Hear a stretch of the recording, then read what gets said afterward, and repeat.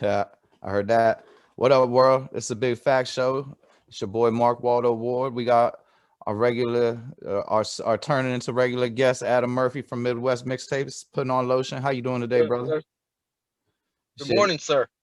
we was just talking about jobs, and I was talking about well, I might as well record this part. I was talking about how it's hard to get a job as a felon, and I keep getting these jobs where these soul crushing jobs. I wanted to tell Adam what used to go on when I was growing up. I lived in this neighborhood right on outside of DC during the crack epidemic era, whatever you want to call it.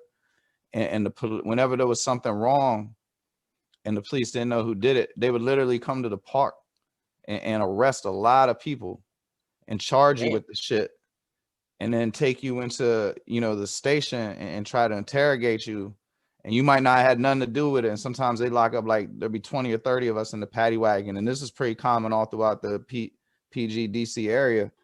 And then you would get charged with shit. So like one time I got charged, and I guess the thought would be that if you did it, you would break or some shit. I don't know what the fucking strategy was behind it. But like I got charged with attempted murder of a police officer, like an arrest, Damn. and I wasn't even in the jail for, or the actually I was never in the jail. I wasn't even in the police station for like 5 hours, and the shit got dismissed.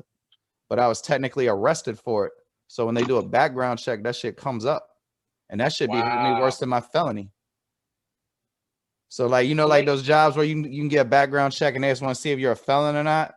I might yeah. be able to get one of those, but like one where they do a thorough background check and check your arrest record, I'll never be able to get that shit because I got like fucking like one of them was a bank robbery that had nothing to do with. I mean, like literally nothing. They just lock up, like sometimes it'd be like 50 people and they just lock everybody up for the shit. Man, St. Louis police, they just shoot you. This That's it. uh, Like they just there was just another high speed chase the other day. The people got away, but the cop car crashed into a car, killed two people.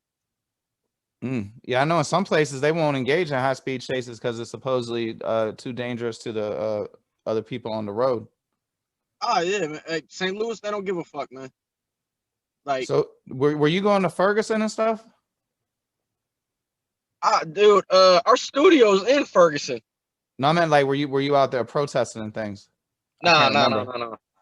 There was a I'll put it like this. I work with a bunch of people who were out there. I definitely work with their not, I don't want to call it activist group. They're non for profit. Like my man T Dub, he's got Hands Up United. I donate to them. My man Tef Poe.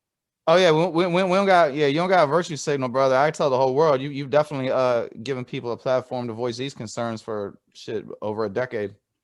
Man, at the end of the day, man, I can relate to the shit. Summertime come around, my skin gets pretty dark. I get pretty brown.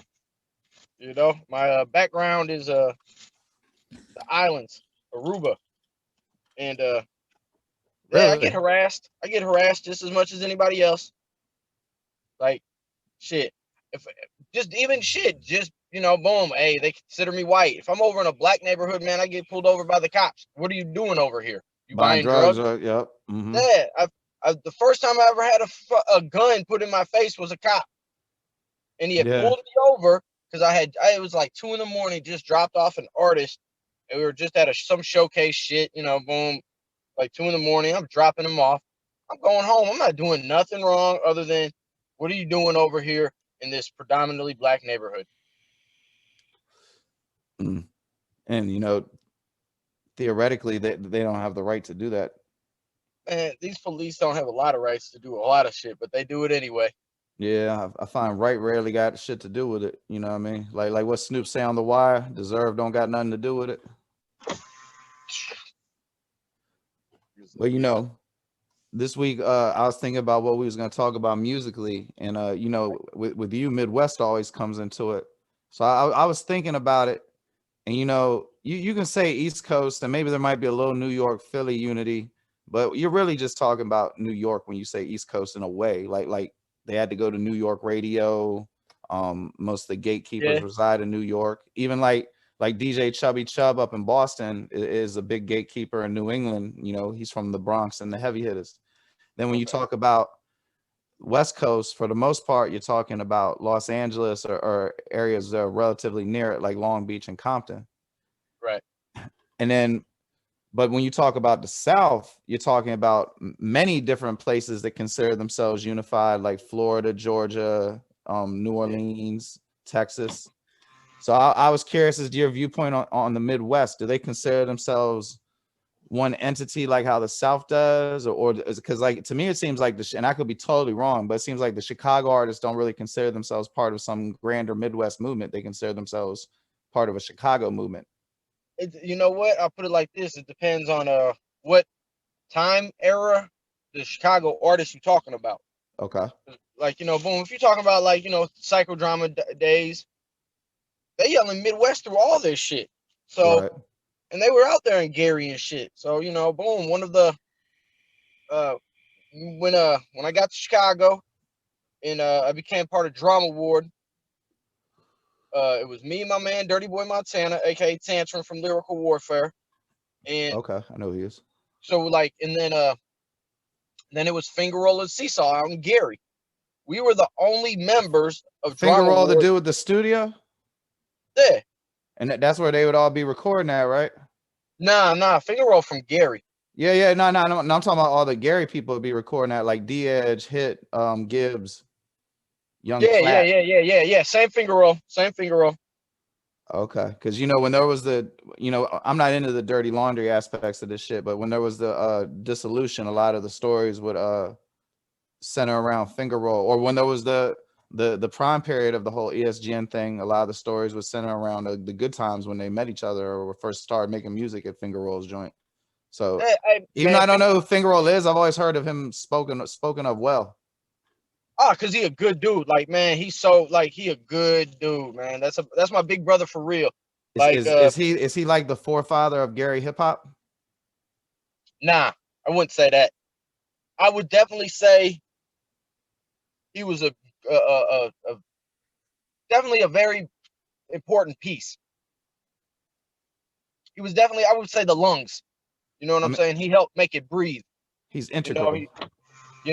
From like Rick Gilla's original single, "What Up, Doe." That's a Finger Roll beat. Okay. And I kind of know, I mean, it didn't work out, but I kind of know he was the bridge between Hit and Gibbs, which, you know, at one point meant something. Hey, you know what? Hit. Hey, dope interview, by the way, with Hit and Lil Cappy. Very dope interview.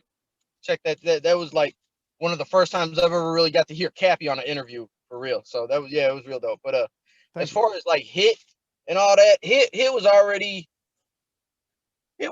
like established on his self. You know what I'm saying? Like, I heard a Hit before I heard of Freddie Gibbs. Yeah. Freddie, you gotta I want to say I was like 23, 24 when I met Freddie. And Freddie, I want to say, is at least 2-3 years younger than me. I know he's in his late 30s. But when I met him, so it was early. But nah, Finger Roll definitely was he was definitely a very important piece to the Gary scene and out there and whatnot. And also but he moved to Atlanta. But he down there, he's still, any of them Gary artists, they go down there, man, they usually hooking up with him still. I go down to Atlanta. When I go to Atlanta, every time I've been to Atlanta, I forgot how many times I've been down there. Me and Finger Roll make sure we get up. Finger Roll make sure I leave with a good 10, 15 beats from him. Got you. I did take you away from the larger point though about if the Midwest artists consider themselves one big entity. Yeah. Nah, there's some that are starting to see that in a manner, but a lot of them no, they don't. I mean, I guess Detroit versus everybody kind of answers my question in a way in and of itself, huh? Yeah, to an extent, but that should be any city's mind state to me anyway. You know, you're trying to put yours on, and if Detroit's popping, they're gonna bring attention to the other Midwest states anyway. So, well, let me ask you this: you've definitely met some record company people in your day, and I have as well. And outside of let's let the world in on the secret. A lot of them are lazy and don't know shit about music, and probably shouldn't have their job. And that's not me being bitter. That's just how it is. You get in a room full of them. I mean, hey, shout out to them. If you can get an undeserved job in the record industry that gives you 7 figures, hey, more power to you.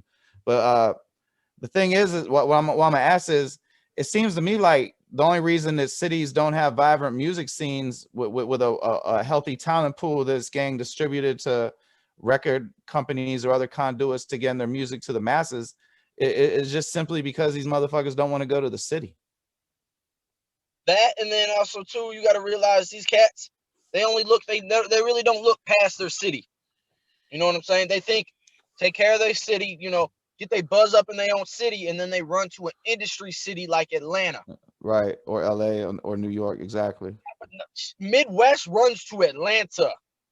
So does New York. Bro, the whole fucking 90s lives in Atlanta. Right. But my thing is that I don't see a lot of like Chicago coming down to mess with a hot St. Louis artist to make a record. I don't see Kansas City and St. Louis artists really collabing. Like the record I did with Dre Perez from Kansas City and Richie Stacks from St. Louis, that was like the first time a KC St. Louis record had been made since the artist Ecstasy with his record I'm So Heavy. So Tech Nine and Nelly never got a jump? That seems weird. Nah, their styles are totally too different.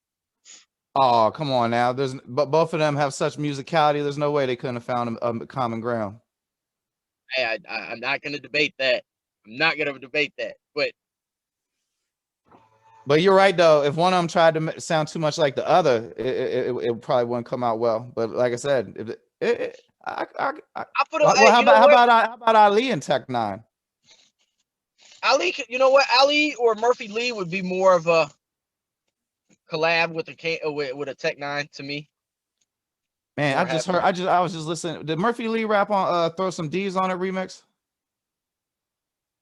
I think he did. He might have. I was listening to like I know he did the Welcome to Atlanta remix. No, it wasn't that. It was either that or Get Like Me. Stunting is a yes. It was either Stunting is a Habit or Throw Some D's on. I was listening to a Jim Jones Spotify playlist. And I heard Murphy Lee, and I forgot how nice Murphy Lee was. Like, hey, Murphy Lee nice. Yeah, he definitely nice. He a definitely lyrical guy. I know I don't want to get you talking out of school, but like I kind of saw more, and I don't want to disrespect him either because I have a ton of respect for Murphy Lee and what he's accomplished and his lyrical abilities, but I kind of saw it going a little further. You would have to ask him what happened at the label, because at the end of the day, so label issues. I mean, you can always sum it up. Yeah, he had one album. He had one album on the majors. That's it, right. And that was platinum. Yeah, it was good too. I mean, what was the first single? I remember the video. They was in like a classroom. I forgot what it was. I was in prison at the time, so I only seen it like 3 or 4 times. Nah, you thinking of Huey? Okay, that was Huey. Nah, Murphy Lee had that. What's the hook gonna be? Yeah. He also had he was also able to have that Shake Your Tail Feather record that was on his album, which was on that Bad Boy soundtrack. Right. That one, I think that won a Grammy. Yeah. I was in prison at that time, so the only time we saw rap was like Rap City and shit. Oh wow. Okay. So you know, if you weren't around, you just weren't around. Hey, but back to that Midwest collab stuff too. Ohio. I want to give Ohio a huge shout out because them guys out there. I went out to the Ohio Hip Hop Awards, and this was like 2012, 2013, 2004, something like that. And a lot of Ohio DJs had a lot of Ohio mixtapes. There was just nothing but Ohio artists, and it was artists from Cleveland doing a song with a dude from Columbus. A dude from Dayton was doing a song with a dude from Toledo. A dude from Natty was doing a song from Akron. Someone from Youngstown was doing a song with a dude from Bumville, whatever, Ohio. You know what I'm saying? Like, they were really collabing, and they made Ohio got some hot shit. Yeah, I mean, to this day, still one of my favorite rappers ever. I think I've said this last time is Ray Cash. I love Ray Cash. Yeah. I mean, like, bro, you have no idea. I think that Cash on Delivery is a 5 mic classic. I still listen to that shit like 10 times a year. The song with Beanie Siegel. I mean, We could talk about this every single fucking time. And then he had like 3 mixtapes that was incredible. There was it's so ironic. You know what led me to even discover the internet was someone told me that Ray Cash had a mixtape with this website called Dirty Glove Bastard. So my man was like going to community college. So I rode the bus or the train and figured out how to download that shit. Like I'd never even like logged into a computer before because, you know, I've been in prison. I went to PG County public schools and we didn't have much computers. I mean, we had like Oregon Trail shit. That's about it. But yeah, like Ray Cash is what even led me to using a computer. Cause that was like the only way to get music. You know what I'm saying? I've always been like desperate to get music because in DC, we had everything as far as like our stores would stock Rap A Lot and MC Breed and all that shit that you wouldn't find everywhere else in the country. Like, you know, I go up to New York, I wouldn't see no Rap A Lot or no MC Breed or none of that type shit, you know, Dayton Family, none of that. But we wouldn't get underground shit, you know what I mean? So like I catch a train to go get mixtapes, like Clue tapes. So I was just like, if it hadn't been for rap music, I never would have used a computer because I used to think like MySpace was for squares. But you know, I'm just getting out the pen and shit. You know what I mean? Hey, man, at the end of the day, because I've been on these webs on the internet for the internet marketing, I've been seeing it since the beginning. When I mean the very beginning, you're talking about 98, 99. Yeah. Message boards. When I mean message boards beyond message boards, man. And that's all there was message boards with fans. Nothing more. And then when I saw MySpace happen and I saw how just the regular Joe Blow asshole could have an opinion and all of a sudden matter and they've never put in no real work, it's like shit. Oh, okay, here goes the industry. It's really about to get fucked up. I mean, you know what though? Like, bro, when you talk to the rappers that's like 35 to 50, man, it's amazing to me. Man, they all made so much money off MySpace. Like MySpace not popping anymore is like the worst thing that ever happened to independent artists because man, so many people just be like, I made so much money off my MySpace. Which I don't understand, Man, like why it doesn't carry over to Facebook. That maybe that's something that needs to be well, investigated. but Facebook ain't a music based thing. See, I never even had a MySpace, so I don't know. I don't even know if I I, even looked at one. I remember I people used to like pay people to slice their MySpace. page. I'll put it like this: I got on a MySpace in 2005, and MySpace really didn't blow up publicly until like 07, 08. So I was already on it, and I was on it because of the Jacker. When he came through, him and his manager came through St. Louis for a few days, and I was showing them around. And they showed me, they're like, yeah, man, you need to get on this MySpace shit, man. And it was a lot of rock bands and stuff like that, and a lot of like Northern Cali shit, because you know he's from the Bay. But yeah, Well, it was shout because of out the to Jacker. Jack is an underrated artist. Rest in peace to that gentleman. Yeah, I fucked with the Jacker. Yeah, but he was the one that got me on MySpace, and then when I started seeing like people being able to buy plays and like all that kind of stuff, I was like, man, here goes, boom, there goes real marketing. This shit's Yeah. about to be out all that smoke and mirror shit. It's about to be done. So who was the first person you saw that really took advantage of it that you were aware of?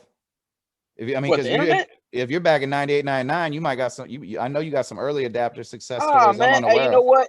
I'll give you know who I give credit to for the internet, for internet with music? Brotha Lynch Hung. Yeah. Okay. The website, it's still up. The sickness.net. It Yeah. used to be called Oh, that's his shit. Nah. A fan of Brotha Lynch Hung made a site originally called 91 Sickness. Okay. Brotha Lynch got aware of it, and he used to get on that. Like, he probably still gets on it now. Like, he came through. I got to meet him too. I got a video actually interviewing him at my radio show. I just never put it out. The Sickness is definitely still around. I mean, they're a legitimate record company. I remember they put out like a Hell Rail JR Writer album.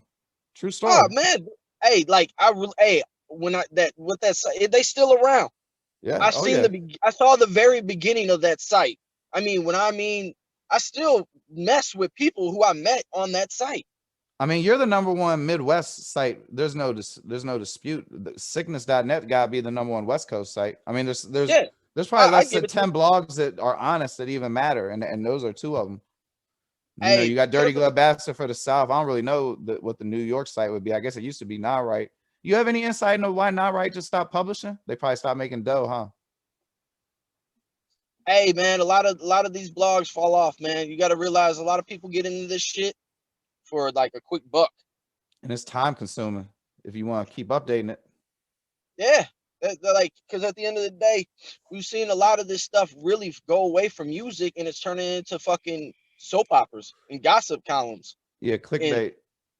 And oh, did you see what so and so said on his live? Like, man, like how corny can we get? Man, you want to know? Did you see that shit with Jim Jones laying in bed and the fat white lady was interviewing him, Jenny Boom Boom, and he told Max B to suck his dick. Man, this lady Jenny Boom Boom, man, you should watch this shit. And I don't usually like talking bad about people, but this is the reason why people be like white people shouldn't be in hip hop, because I don't know, just watch her reactions. But so in this interview, she's like, and it's cut poorly, and it's not on her channel, so I can't talk about the edit. But she asked this dude Jim Jones if he make a song with Max B, because he has made a John French Montana, and he's like, tell Max B suck my dick, shout out Melly Matrix. So the headline of the video says Jim Jones tells Max B to suck his dick, shouts out Treyway Bloods, right? So this is a 3-minute video, Adam, and in the course of this video, Jim Jones announces that on Christmas Day he has an album coming out that's fully produced by Harry Fraud. And on Valentine's Day, he has an album coming out that's fully produced by Scram Jones. Ooh, I love Scram Jones. I do too, the early Saigon stuff. But hell yeah. But so what we choose to take out of this is that he told a dude in prison to suck his dick. And to me, the headline is, holy shit, Jim Jones got an album with Scram Jones and Harry Fraud. Yeah. But you know, he shouted out the Treyway Bloods. Let's, which he actually didn't even do. He just said what's up to Mel Matrix. And hey, I think that shit is so in the way of good music and resolution and all kinds of shit. Man, I'll just put it like this.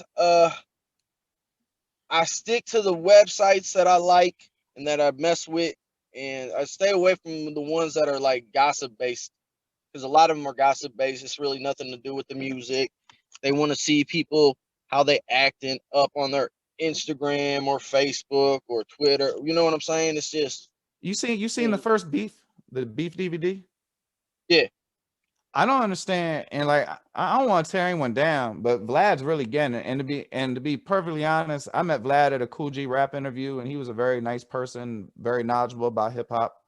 But on the Beef DVD, if you listen to the Paul Wall Chameleonaire story, he totally created that situation that led to someone almost dying, people being hospitalized, people shooting at each other. Like, I don't know how long they beefed. You know, they had, I don't know, I'm sure you know, they made music together. Wasn't Vlad the DJ that got slapped by DJ K Slay? No, maybe he got or no, Rick Ross by Rick Ross. Yeah, he got punched by Rick Ross. And yeah, I mean, he also was part of that Tupac rap phenomenon, which was one of the best mixtapes ever. Alicia Keys has a part on there that's incredible. Yeah, I do remember. Yeah. But he went back and forth between Chameleonaire and Paul Wall and basically instigated. And I can't believe that at the time no one called that shit out. Because if you watch the first Beef DVD, if you did that shit where I'm from, the people that had the situation, when the situation was after, they're gonna come address you. Yeah. Because there was really no situation between them. Like when I say instigated, it's not like he took what he exaggerated. He created that shit. I mean, just watch the first Beef DVD, anybody, and you'll see what I'm saying. But that comes to people like him from behind the scenes. They want to be just as famous as these rappers. And that's one thing I've always tried to toe the line on. Like, I want more people to know Midwest Mixtapes than they ever know me. You know what I'm saying? I don't like being around rappers. I don't want rappers to be around me thinking like I'm trying to be bigger than them or I'm trying to nah, then. You don't take a picture with every famous person you meet. Nah, hey, I'll put it like this. The many times me and Ali have been around each other, we only got like one picture together. I think he has a couple pictures of us from when from Nelly's black and white ball that I've never seen, but I know we took the pictures. But you might only find maybe 1 or 2 pictures of me and Ali together. I've been around Nelly multiple times, never took a picture with him. What's Nelly like in person? He was cool. I can't say that he ever treated me any funny way. He's always Oh, God. He's always respected me. He's always, respected Midwest Mixtapes. He did a few marketing things that I asked him to do for us, and he did them. So all the DC promoter people I know that had interactions with him talked about how he had a positive energy, and he was much more I don't want to say respectful, because I'm not gonna say the other artists are more more relatable than a lot of the artists that come through our. Hey, but you know what that goes back to? What's that? Type of music he makes. He's not making threatening ass music. Yeah. Like I said, he got a voice that ain't threatening whatsoever. That's why, like, now, if Nelly made any type of record talking like gangster on it or whatever, no one's gonna take that serious. Did you see that mixtape he put on Dat Piff that was basically an album like 2 years ago, 3 years ago, maybe? Which one? I don't even know what it was called, but I remember. See, I don't even got the app no more. But I don't know. I remember, and it's 2 or 3 years ago, and it was like an album that never got to be released, and he just released it on Dat Piff, and it had a couple big name singles, but I can't remember big name features. But I remember I listened to it and it was good. It had a black and white cover. Oh, that's hella old. That's old. Scorpio? Maybe. Was he like standing there in like a little tank top? Bro, I barely remember. I just remember I was like, damn, Nelly got a new record and it came out on Dat Piff, because it was on like the Dat Piff homepage. And hey, here's a funny story. Nelly's first mixtape, all right? We had gotten it, we had it up on the site, and we had put it out first before it was supposed. I think he had like some kind of deal with that pit, like one of the bigger commercial sites. He had something going on with, but we had put it up first and out first, and we started twittering the fuck out of it. Right. And I'm talking to Ali, because somebody from Dirty called me at the time. This is what happened. Somebody had bought the background of Midwest Mixtape, and Nelly had just dropped his project, and people at Dirty called and was like, "Hey, can we, get the background changed to Nelly, whatnot?" And I was like, no. Next thing I know, Ali calling me. I called Ali, and I just told Ali, I was like, "Hey, that person paid for the shit." I was like, "You guys just told me about it like 2 or 3 days ago." And Ali straight said, he goes, "Hey, if you saying dude paid for it," I was like, "Yeah." I was like, "That money I sent the other day, that was that." He was like, "Oh." He's like, "Okay." I was like, "Well, damn, is that gonna stop Nelly from, Twitter and the link?" He goes, "Fuck nah." He goes, "Fuck them other people." I just died laughing. So hey, that's refreshing though. A lot of people ain't like that. They be real, I don't know, insecure, I guess you say. Nah. Ali, man, when I mean me and Ali real cool, man, me and Ali real cool. We got a lot of the same tendencies, mentalities about certain stuff. He sees it he has to come from it from a major commercial level, and I look at things from an underground level. So we was a nice balance, nice yin and yang, nice balance to each other. Well, that'd be a good thing to end it on the underground level. We talked a lot of past and all that, but who's some people that you would recommend, listeners to check out from the Midwest right now? Some younger artists. Yeah, some newer artists. There's this kid from Cincinnati named Dash Guapo. He's been dropping nice, hot, he's been dropping singles all year, all high quality ass shit. Dash Guapo? Dash Guapo, yeah. I like his stuff. I like his stuff a lot. He real down to earth. I've talked to him a couple times. I met him through my man Dorian. He's nice. This young girl from Cleveland. She just she signed with RCA. My man Big Hef and the Nerve DJs. They rocking hard with her. Is young lady named Ty Bree. She's dope. I've heard her. Yeah, she is dope. She's dope.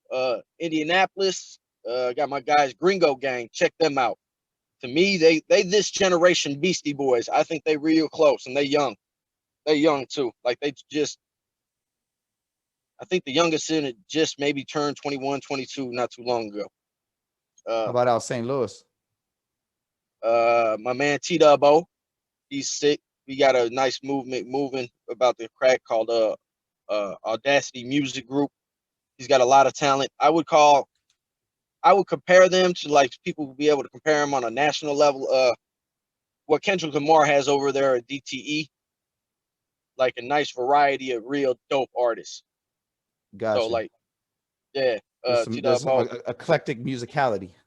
Yes, and they all like can do records with each other, and it wouldn't sound off. But at the same time, their own solo records aren't. They're them. You know what I'm saying? Right. It's very dope. They got real. It's real dope. So like it's like they can come together like TD does with Black Hippie, and it sounds like Black Hippie, but then they can all go back to being Ab Soul or J Rock or Kendrick Lamar or Schoolboy Q and being entirely themselves. Gotcha. That's what's up. And then City. well, hold on though. Let's not forget Tef Poe with the Boycott Times. He's also got a new album coming out. And he's got a new album coming out. I see. I love Tef Poe's music. I like Tef Poe's Harvard speech. Anyone who hears this, look up Tef Poe Harvard. Yeah, Tef a monster. He's a Kansas dope City. Individual. Kansas City, you got to check out my man Dre Perez. His album Studio Trap House. Man, that producer he got, man, like, yeah. I'm talking. Hey, so can I tell you something, and don't judge me for it? I watched the Tekashi 6ix9ine documentary on Hulu, and I was unaware that when that last little restaurant incident happened, the guy that he was meeting was the either the father of the co-founder of Strange Music or the co-founder of Strange Music. I forgot, some Grange. And so I'm like, I think. Well, anyway, to sum it up, the guy who launched Strange Music with Tech Nine's father is like Sir Lucian Grange, who's one of the biggest figures in the history of the music industry. He's like up there with like Ahmed Atregian, who started Atlantic Records. So knowing that, would you even really consider Strange Music to be a true independent? To me, anybody who has any type of distribution deal to make your music go nationwide, you're not independent. Worldwide, like Homeboy's father was literally the most powerful man in the worldwide. Whatever.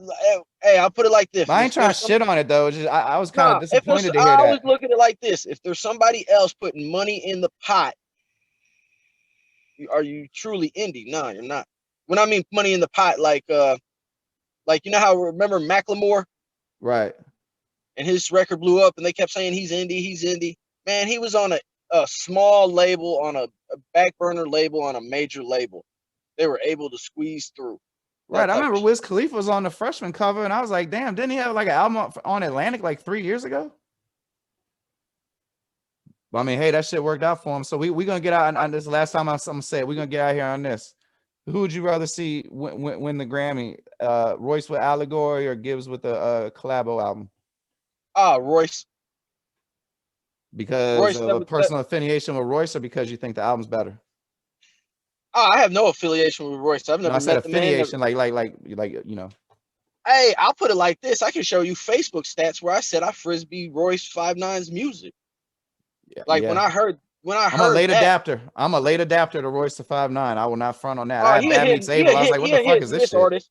He a hit and miss artist. Sometimes his music be boring, but that album, his album, nah, that was a woo. Man, number one, where he be telling his kids how to act.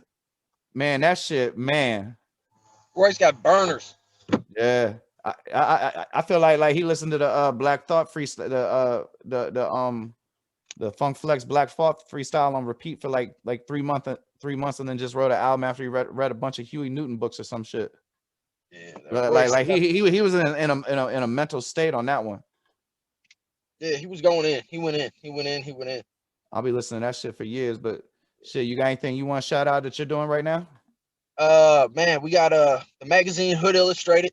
They're supposed to be coming down here next weekend. Gonna do some work with them.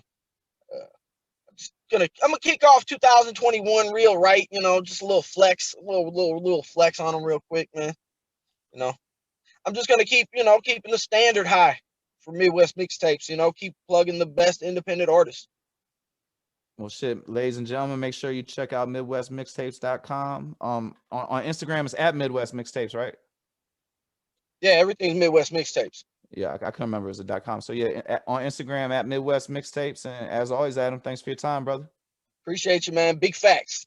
Yes, sir. You take it light. Peace. Peace.